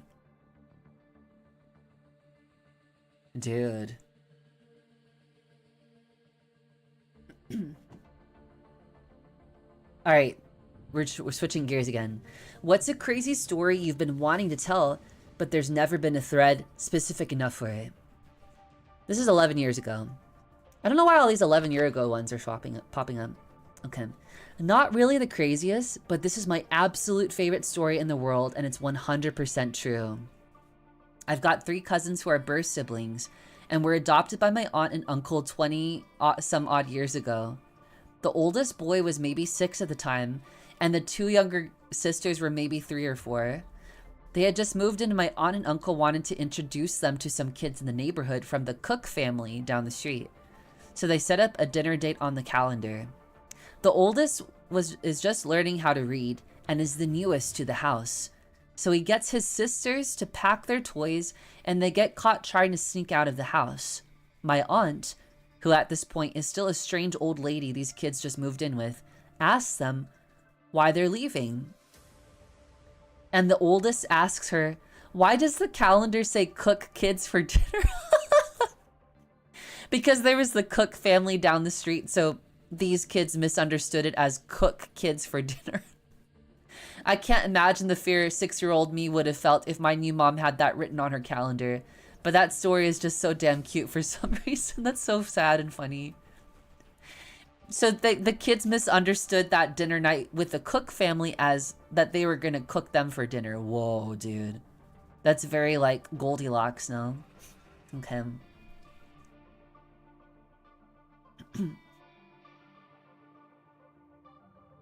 When I worked at the Salvation Army, we had a regular called Teresa, a bearded man who wore pink tutus and would come in every day to see if we have Barbie dolls. Okay. One day he came in very anxiously and asked for a razor. I told him we didn't have one, and he started twitching and saying, "I need a razor. Stop hiding them. Just give me a razor," but with more cursing. Oh, that's getting kind of creepy. When I tried to direct him to another store, he exploded and yelled, "I have a disease growing on my face. I am a woman. This beard is a disease on my face. You don't understand." Oh no, you don't have a disease on your face. I need a razor. At this point, an elderly Italian woman ran over and yelled at him in the Italian gibberish that only they can do, and he freaked out and bailed out. He came back the next day, back on his meds, and still had a beard. Wow.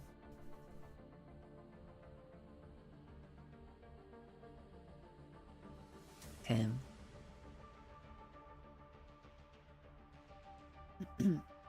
Okay, what the fudge? Dude, some people are so candid on here.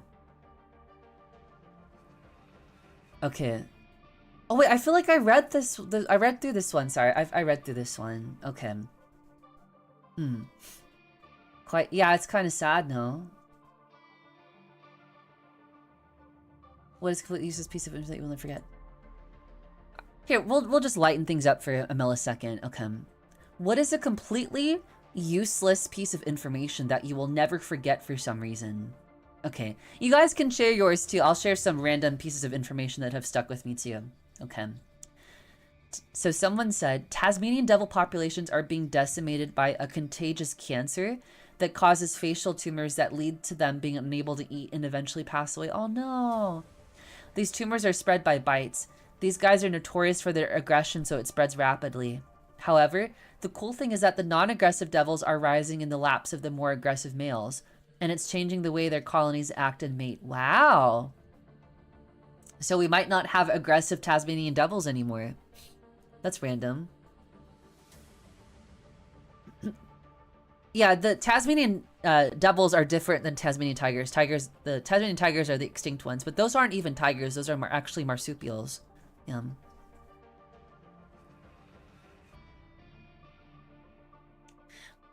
Ooh, that's crazy. Someone said this reminds me of the baboon troop that became much more peaceful after a bunch of the aggressive alpha males died after a tuberculosis outbreak. Wow.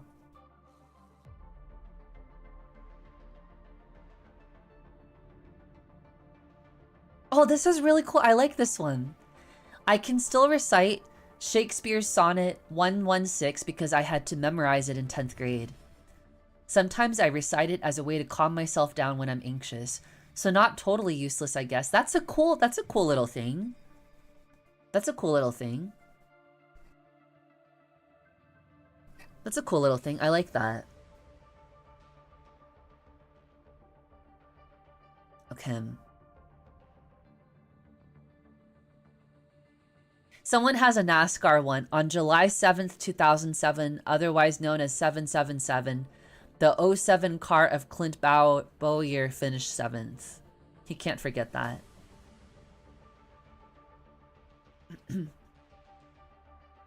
Wow. Do you guys want some wild ones again? Okay, let's change gears. This is kind of a little boring. Alright, I'll share a random fact with you guys.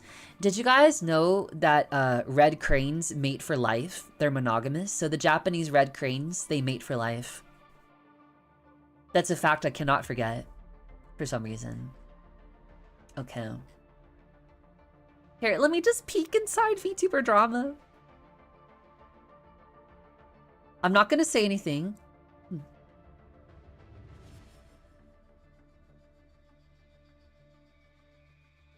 Oh, wait, this is a good one. What secret about your industry can you share now that you don't work for them anymore? Or, oh boy, where do I start? After 8 years as an auto insurance agent, I have zero loyalty left to protect these companies. We had loyalty lists every month. I get a report of customers who hadn't shopped around in 2+ years. These were our golden geese. We could raise their rates aggressively because they've proven they wouldn't leave. One customer I remember was paying $3,200 annually for coverage that should have cost $1,800. She stayed for 5 years. The file and use scam. Here's something most people don't know. In many states, insurance companies can raise your rates immediately and justify it later. We'd implement 15 to 20% increases across entire zip codes, knowing regulators would take months to review. By then, we'd collect millions in extra premiums. What? Claim frequency was irrelevant. Your rates weren't really based on how often you'd claim. They're based on how likely you were to shop around. A customer with 3 claims who got quotes every year paid less than a claim-free customer who never compared rates. It was pure price discrimination. We loved policy confusion. Complex policy language wasn't an accident. The more confusing your coverage, the less likely you'd comparison shop effectively. We changed terminology between companies deliberately to make apple-to-apple comparisons nearly impossible. Wow. The real game-changer tools like Comparison Advisor absolutely terrify insurance companies because they eliminate our biggest advantage, information asymmetry. When customers can instantly see what competitors charge with identical coverage and discounts applied, our whole loyalty tax model collapses. Wow. Thank you for sharing your wisdom, dude. No one posted on this, though. It was just him. VTuber drama.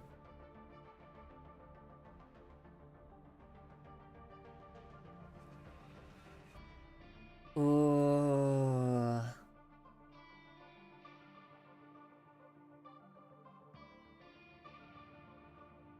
Wow.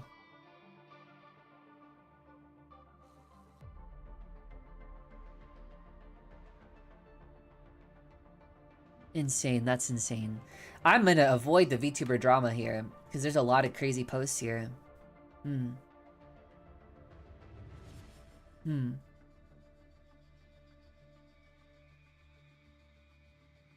What do you guys think so far? Are you liking this? This is a little bit of a different kind of content I haven't really done a lot of on streams. I have pulled up Reddit before on some streams, but like I haven't done like a long read through. We're almost like 2 hours into this. Yeah. Just curious. Just curious. How are you guys liking it?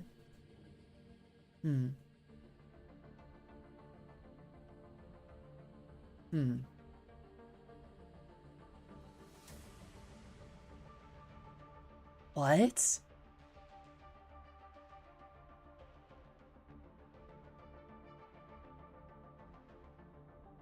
Oh no, wait, there's some really crazy stuff happening in the VTubing sphere. Hold on, I'm sorry. Give me 2 seconds, I just need to read this one to myself.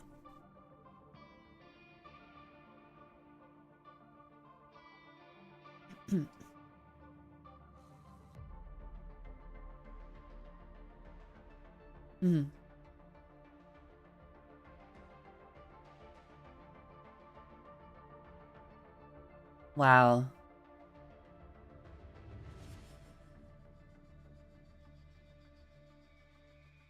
Huh. You like it? It's interesting? Okay. Do you guys have a recommendation for a Reddit post? I could probably read a little bit more. Yeah. I'm trying to like get the stream to 2 hours. I think that's a good chunk of reading. If you guys have any recommendations.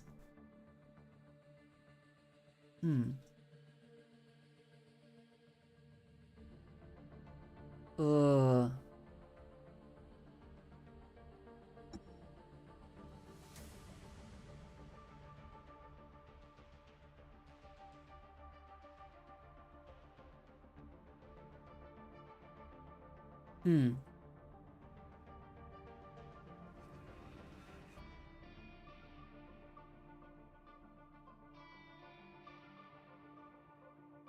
Wow. Wow. Want me to read one on Karen's? Okay. Let me do that.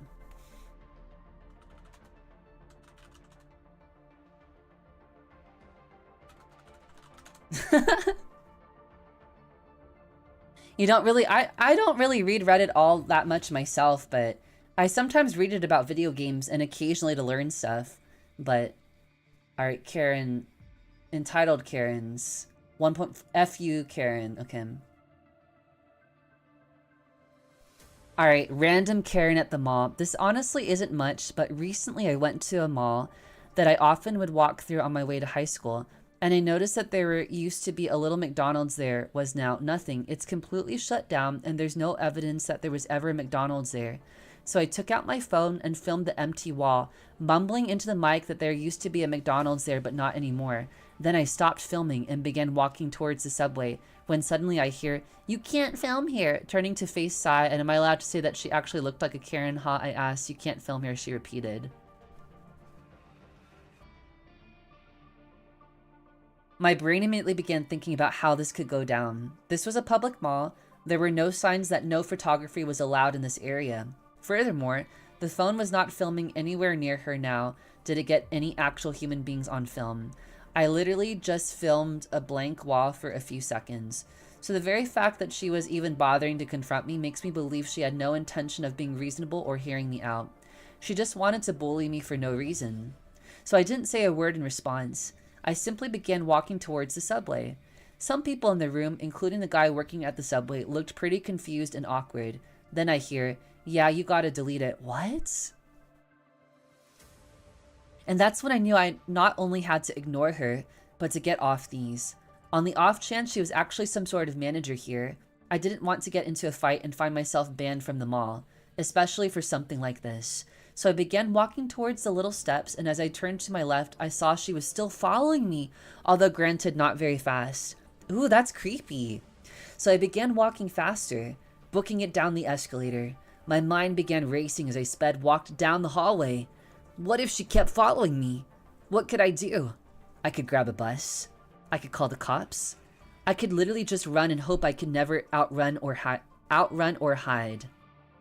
And just as I was about to decide, I turned around and saw that she was indeed not following me anymore. Okay, that's good. Maybe she figured me running away was a victory on her part. Maybe she realized she couldn't keep up with me. Maybe the moment I left her sight, I left her memory as well. I don't know. All that I did know was that the floor of the mall was a bunch of rough concrete and looked like it was under construction. I whipped out my phone and filmed the floor layout, commenting on its bizarre structure. I then went to the McDonald's across the street. Dang. Huh. People, I mean, I can understand no filming policies if it's more blatant, but, you know, like in some public spaces, like it's public. You're allowed to film in public spaces. That's a thing, you know. Isn't there like a thing, like if they're filming a movie and like there's like a crowd of people, like even though those people didn't consent to be in the movie because they're not the focus, like they're allowed to film random people, right? Yeah, it was kind of boring, that one, yeah, to be honest. But it happened, I guess. Okay.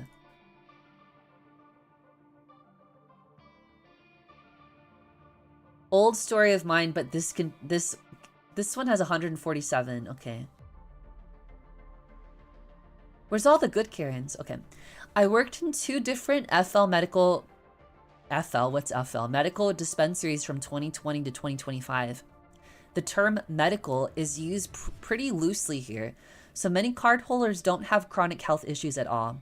There's nothing wrong with that. If alcohol is legal, weed should be too. But that doesn't make them customers more than patients. Now imagine dealing with customers that are always high out of their gourds and get way too personal with you because they think this shared interest makes you friends. If you've imagined it properly, you might guess correctly that I have many stories of unbelievable stupidity. I'm willing to share those too, but I want to talk about this absolute effing walnut of a person who tried to return 2 8s, 3.5 grams. Oh, so this is getting kind of crazy. I don't want to talk too much about substances. I'm just going to call it a gravy. When she brought her gravy, she requested something that will make me giggle, which is impossible because 2 people can get entirely different gravies from the same strain. I asked my coworkers and pull something out. 3 days later, she was back with near empty jars. She said it was awful. She didn't like the gravy. She argues. This continues for long enough that I F up and tell her the store policy for what qualifies for a return. At least half of the product must be left. Guess what she does? Yells, seriously, and grabs the jars in front of my face containing my 2 working and open eyes. She pours one into the other, smacks it down on the counter and says, here, that's about half now, isn't it? I said, ma'am, this is still a schedule-I gravy being sold out of quote-unquote medical gravy facility in the South. I lock all the product behind a gosh darn bank vault every night. There are cameras above our heads. There's cameras up my wazoo. Maybe if you weren't such a dumb bee maybe about it, I might have taken pity, but now I'm mad. And if you've had a face containing two working and... Whoa, he's really like hammering her. Containing two working and open eyes just like I do, maybe you should see that there still ain't Jack in there, and also that I effing despise you and will be spiteful now too. Added context, she tried using a hurricane that passed by within those 3 days as an excuse, but the hurricane happened the very night after she bought it, and there luckily was no damage to our area, enough to prevent her from coming in that previous day. We were open normal hours. Gosh, I effing hate working here. Aw, that's like not really that crazy though.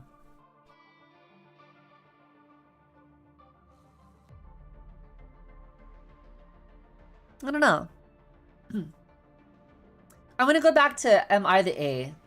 We'll just do a couple more in that one.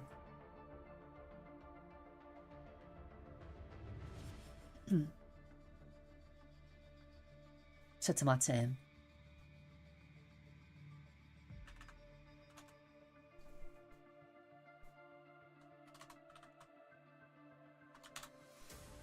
We're gonna do AITA.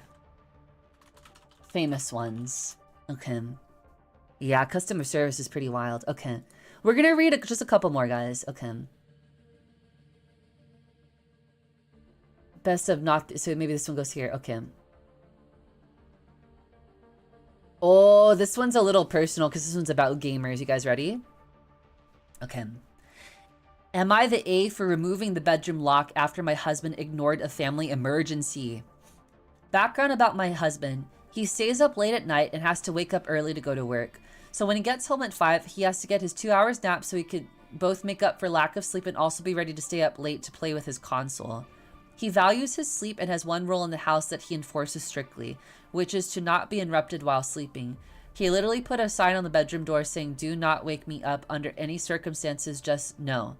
Unless someone's hurt or dead." Though in this case, he said he still wouldn't be of much help anyway. What? What? The kids and I would sometimes wake him up, but for serious reasons. He got mad and started locking the door. I get no access to the room for 2 hours, but that's not the main problem. This past Tuesday, this was 4 years ago, by the way, my 3-year-old son had oil spilt on his hand while his 14-year-old sister was cooking. I heard him scream and saw the oil was covering his hand and half his arm. I brought his first aid kit, but he was in so much pain and his skin looked really bad.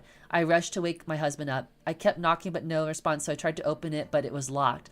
I spent a while between knocking on the door, he had his phone turned off, and getting dressed after my daughter asked the neighbor to drive us to the hospital. I couldn't waste more time because my son was crying. The neighbor took us to the hospital, and I couldn't help feel livid the whole time. We got home, and my husband was pacing around asking wherever were we and why I didn't answer his text. I blew up on him after I showed him our son's injury and told him that I pounded on the door to wake him up, but he set his earbuds on and didn't hear a thing. I called him reckless and neglectful for ignoring a family emergency. He said I could say the same thing about myself for leaving our son unsupervised and causing him to get a burn. Oh, typical male. Typical male douche dude. Jerk behavior. I stopped arguing and went to remove the bedroom door lock. He started yelling at me, saying I had no right. I refused to respond. I just walked off to calm down. He didn't stop complaining, calling me bossy, and saying that by removing the lock, I've destroyed his peace and quiet and caused him sleep deprivation. He's insisting I put it back, but I refuse. 25K upvotes.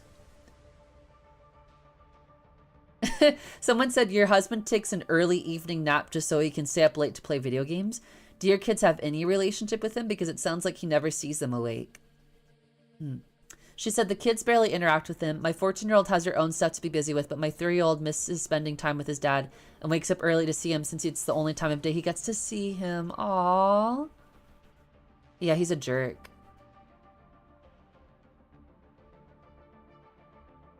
First of all, not the A at all. I already called someone a-hole of the week on Monday, but your husband has officially tied him. Sounds like your husband has a big video game problem.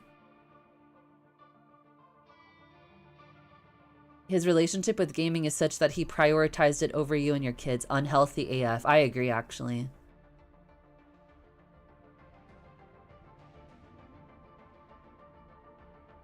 Wow.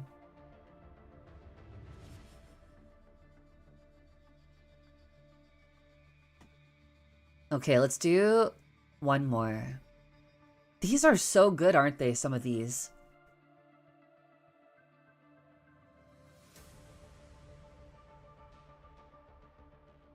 Okay, let's find a really popular one.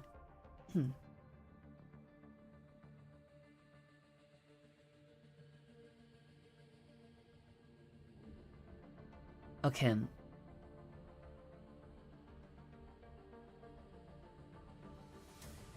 Okay.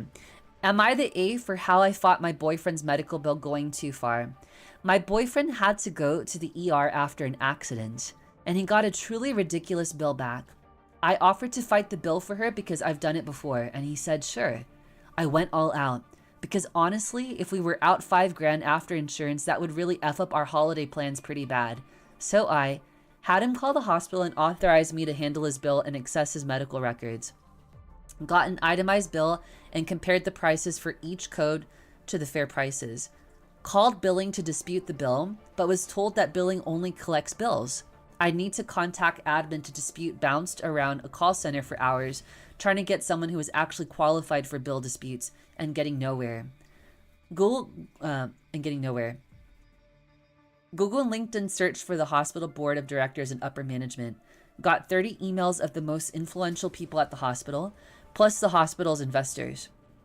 Every day would send a few emails, worked my way up the chain, and writing an incredibly long email describing how they billed my client at 7 times over the fair price for services rendered, and how their billing department, customer service, and their growing list of management I'd emailed had failed to address the issue.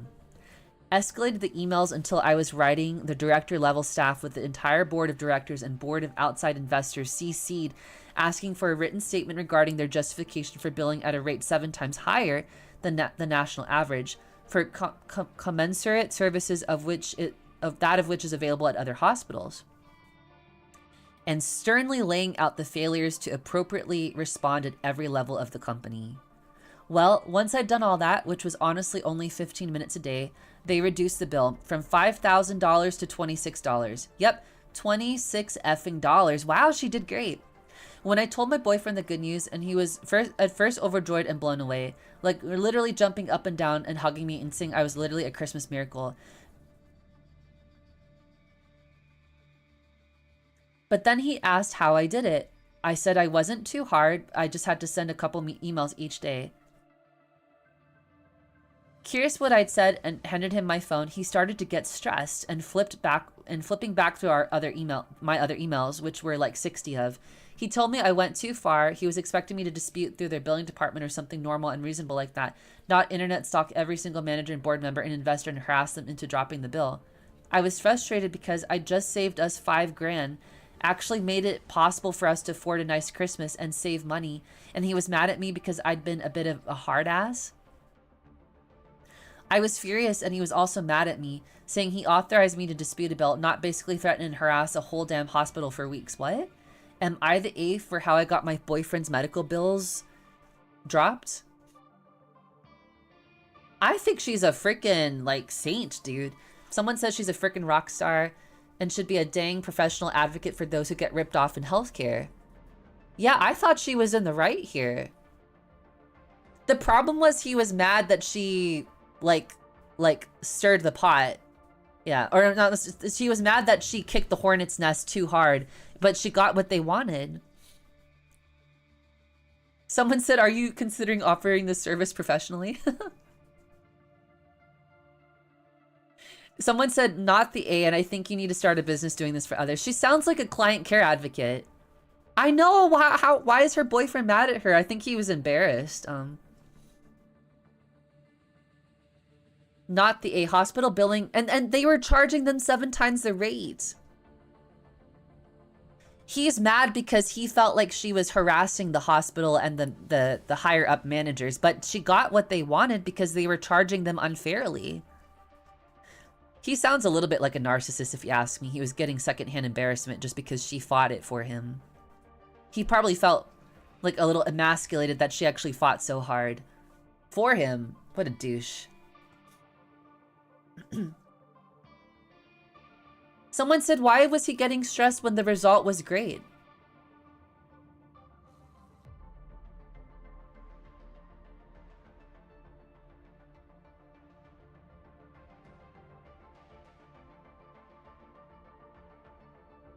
He felt like it was someone said, if he felt like it was way too far to basically write an email throwing like 20 employees and departments under the bus for mismanagement and ceasing the whole board of directors and CEOs and PR departments of companies that invested in the hospital. He felt like I was being this is the OP. He felt like I was being really threatening, like by emailing the investors and the PR teams and writing in legalese that I wanted a written justification of their billing structure. And she sounded professional to me, specifically addressing the fact that a service that is on average under $500 was billed at a rate 7 times higher. He felt like I was looking like I was about to threaten them with either legal action or a PR financial disaster. So they just paid me the STFU, which to be fair isn't a bad read of what I was doing.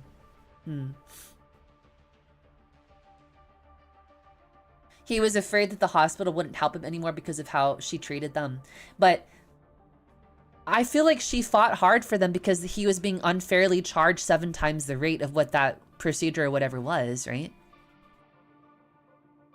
Yeah, I think this is the better route to go. Someone said, NTA, admittedly, I come from a country where healthcare is free or very inexpensive. However, if they're overcharging by 7 times the regular rate, that's cause for concern. It's worth raising that with as many people as possible. Who knows, you could even prompt them to review their pricing structure. Asking for specifics of the structure is fine. Asking for them to justify the rate is also fine. Speaking to management, board, etc. is also fine. The alternative was ponying up 5K. Yeah, she saved them 5K.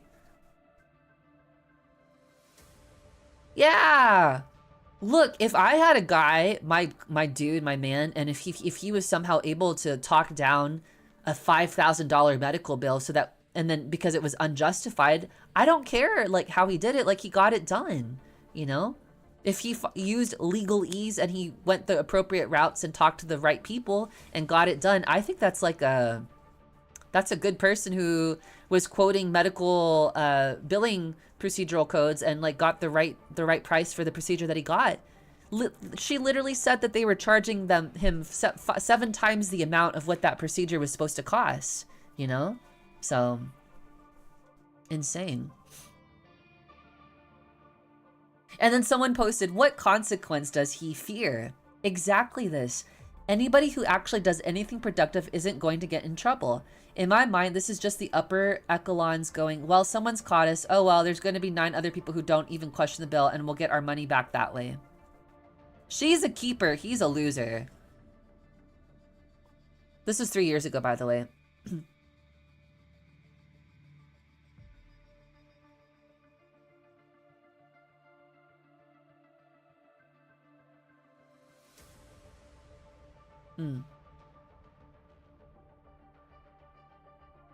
A lot. Sounds like he has anxiety about how rightfully, mind you, ruthless she was with something tied to his name, in my opinion. That was my read on it too. In the abstract, I think OP is a complete badass, but I think if I read the emails and saw how far she went in my name, I might get anxiety too. I think some people are also understanding the boyfriend's perspective, but I think he also should have just dropped it. Yeah. I mean, think about it this way. Like, that's like if your brother fought for your life, you know, and he did a great job. Like, I personally wouldn't even want to see the emails. I would just be like, you know what? Somehow you helped us not have to pay 5K wrongfully, so you're good, you know? That's just me. I agree with her. I think she did the right thing. I think she did the right thing. You guys think so too, right? She did the right thing.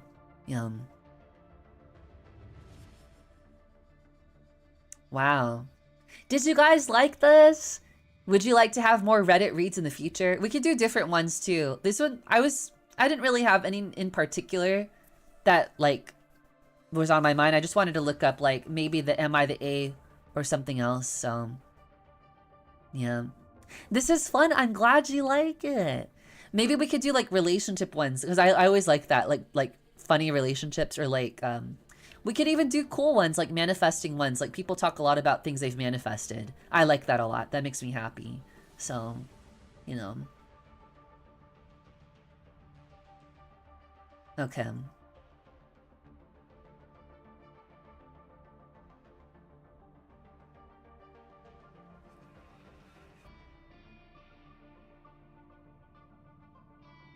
I can go back and turn these into 15 to 20 minute videos, really. I think maybe some of the wilder ones, but we'll see. We'll see. I'm glad you guys enjoyed this. Thank you for joining me today. I am getting a little eepy and I gotta feed my kitties. So I think this was good for today. So thank you so much for stopping by and enjoying the stream. And just so you guys are aware, there is a chance that I might have to rebook this week's entire schedule. I might actually have to delay my birthday. There's just some personal things. I'm okay, but there's just some personal things that I might need to take care of. And I might have to be out of town, actually. So I'm just like waiting to get some more information right now. But so I'm just putting that out there. Like, I do have a set schedule. I really hope that I don't have to leave this week. I'm thinking I might have to leave next week for a little bit, but I'm hoping that we can squeeze in my birthday. So yeah, thank you. And thank you guys for chatting. It was really fun to pick your brains too about what you thought about these posts. So I'm glad you guys liked it.